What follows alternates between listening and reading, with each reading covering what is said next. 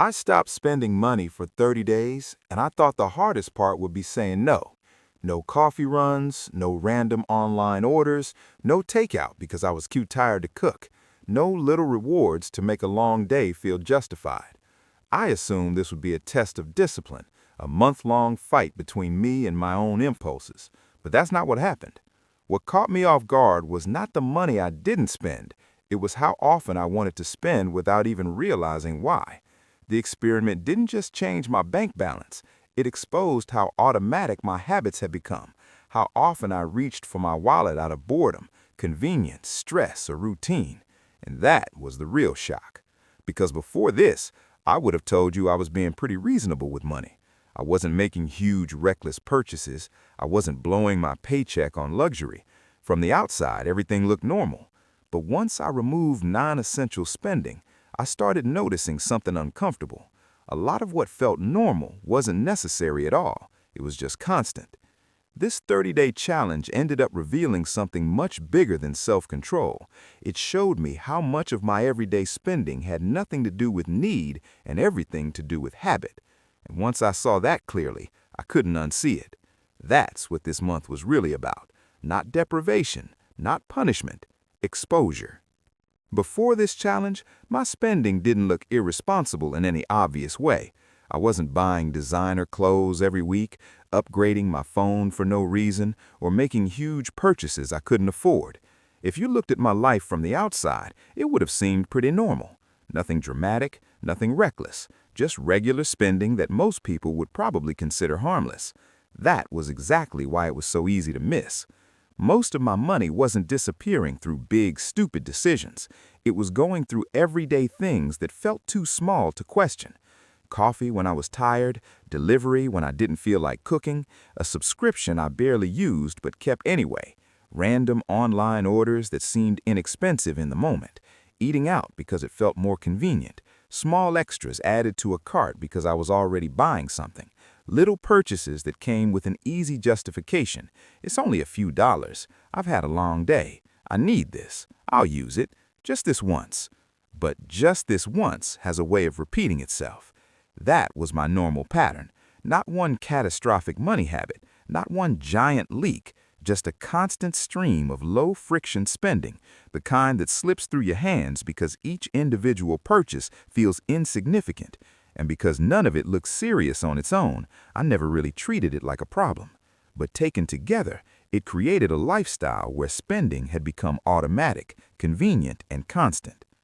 Most people assume money problems come from obvious mistakes, a huge purchase you couldn't afford, a bad financial decision, something dramatic enough to point to and blame. But that's usually not how money actually disappears. More often, it leaks out through routine behavior that feels too small to matter while it's happening. That's what this challenge forced me to see. When you stop spending for 30 days, you don't just save money. You expose patterns that normally stay hidden because they look ordinary. You start noticing how often spending shows up as a reflex, how many purchases happen without real thought, and how much of your financial life runs on autopilot. Things that once felt normal start looking different when they're removed. That's why this challenge wasn't really about deprivation. It wasn't about proving I could suffer through a month without buying anything fun. It was about exposure. It pulled everyday spending habits out into the open and showed me that the real issue was never one big mistake. It was the quiet repetition of small ones. For those 30 days, I made the rules simple. Necessary spending stayed. That meant rent, utilities, groceries, transportation, bills, and anything I genuinely needed to keep daily life functioning. Everything else was cut. No takeout because I was tired. No random online orders because something looked useful in the moment. No shopping for entertainment. No paying extra just to make life slightly easier. No non-essential upgrades pretending to be necessities. There were a few gray areas, of course. Social plans, gifts, digital purchases, random household extras. Those were the moments that made the challenge interesting because they forced me to actually ask whether something was necessary or whether I just wanted a reason to call it necessary. And that was the whole point. Not perfection, observation. I wasn't trying to perform financial purity for 30 days. I was trying to see my habits clearly. And once I did, one thing became obvious almost immediately. A huge amount of my spending was automatic. I kept catching myself wanting to buy things I did not need at all, not because they were important, but because the urge appeared so naturally that I normally wouldn't even question it. Boredom made me want to spend. Stress made me want to spend. A long day made me feel like I had earned a little reward. Even casually scrolling online could create that familiar sense that maybe I needed something or deserved something or should just get it now and think later. That was the first real lesson. A lot of my spending had very little to do with actual need. It was habit dressed up as choice. The buying itself had become part of certain emotional routines. If I felt off, spending offered a quick shift.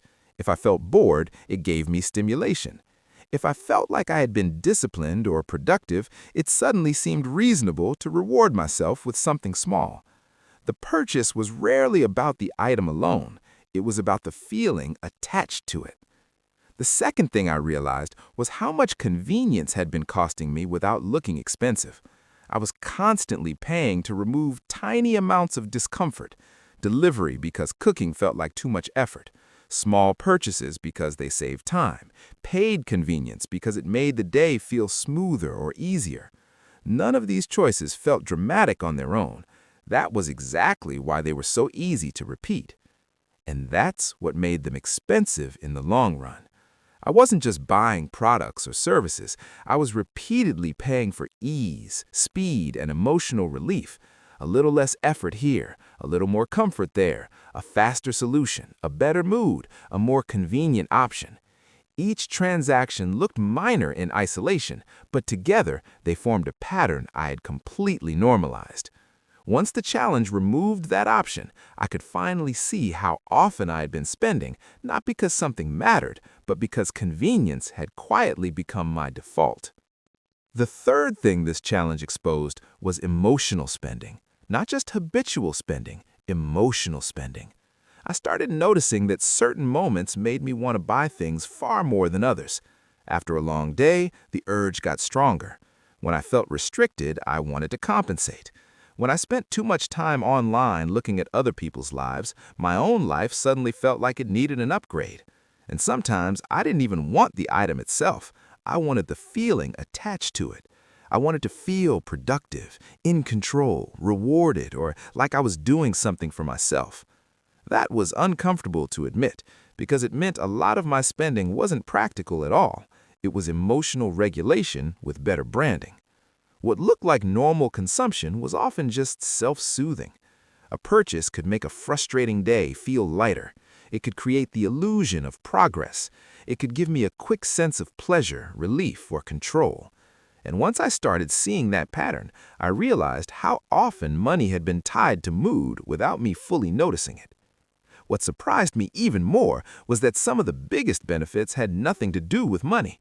Once I stopped buying non-essentials, life actually felt quieter. There was less mental clutter, fewer decisions, fewer random temptations pulling at my attention. I started using what I already had instead of constantly looking for something else. Groceries got used more efficiently. Clothes I had ignored suddenly became regular choices. Half-finished items, forgotten products, and things I had already paid for started getting real use. And with that came something I didn't expect: more clarity, more intention, less noise.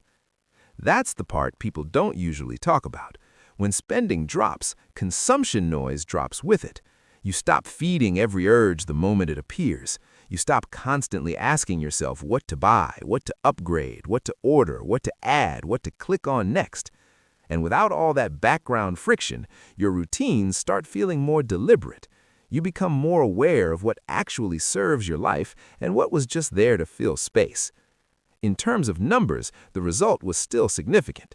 In a normal month, I would probably spend a noticeable amount on non-essentials without thinking too hard about it. Coffee, takeout, impulse purchases, subscriptions, eating out, convenience spending, small online orders. None of it felt major on its own, but added together, it was real money. During the challenge, that number dropped hard. because most of those categories were either reduced to almost nothing or removed completely. The biggest difference came from the things I used to treat as minor. Food delivery, random purchases, and convenience spending were probably the biggest leaks. Those were also the most surprising because they had felt so normal before I stopped. But the deeper realization was not the amount I saved. That mattered, obviously, but it wasn't the main thing I walked away with. The bigger takeaway was how much of my spending had been unconscious. I wasn't always deciding to spend. A lot of the time, I was just following a pattern I had repeated so often it no longer felt like a decision. And once you see that clearly, it becomes very hard to unsee. The challenge didn't change how much I earned. It changed how visible my own behavior became. That was the real value of the 30 days. It created distance between me and habits that used to feel completely normal. Things I barely questioned before started looking different the moment I interrupted them. What seemed harmless started looking repetitive. What seemed deserved started looking automatic. What seemed convenient started looking expensive. The pause made the pattern visible, and visibility changes everything. That said, the challenge was not effortless. Some parts were genuinely annoying. Social situations were harder because spending is built into so many normal interactions. It's easy to say you're cutting non-essentials until you're the person deciding whether to join something, skip something, or explain why you're not spending the way you usually would do. At the beginning, there was also that constant feeling of restriction. Not because I needed everything I wasn't buying, but because saying no over and over again creates friction, and friction is uncomfortable when you're used to immediate access. There was also the mental game of trying to justify exceptions. That was probably one of the hardest parts. The brain gets very creative when it wants permission. Suddenly, every small purchase can sound reasonable. Maybe this one doesn't count. Maybe this is useful enough. Maybe I've been good enough to make an exception. That internal bargaining was constant at first, and honestly, sometimes the challenge felt rigid, inconvenient, or slightly ridiculous. But that discomfort was part of what made it useful. It showed me how dependent normal spending had become on easy self-justification. A few practical rules made the whole thing easier and more revealing. Delaying non-essential purchases helped a lot. Even waiting 24 or 48 hours was enough to kill a surprising number of urges. Shopping from my own home first also changed things. Before buying something, I had to check whether I already had a version of it, something close to it, or something that solved the same problem. Separating essentials from convenience was another big one, because those two get blended together all the time. Something can feel necessary simply because it makes life easier, but easier and necessary are not the same thing. Tracking urges, not just transactions, was probably the most useful rule of all. If you only track what you buy, you miss half the story. The real pattern shows up in the moments you want to spend. Why that moment? Why that item? Why now? Once I paid attention to the urge itself, I started understanding the emotion and context behind it, and that made it easier to define what was actually worth it. Not what looked attractive in the moment, but what genuinely improved my life enough to justify the cost. I also realized that making spending slightly harder is incredibly effective. A little friction goes a long way when the original habit depends on ease. After the 30 days ended, I didn't stop spending forever. I didn't turn into some minimalist monk who never buys anything and feels spiritually superior about owning one fork. But my spending did change. It became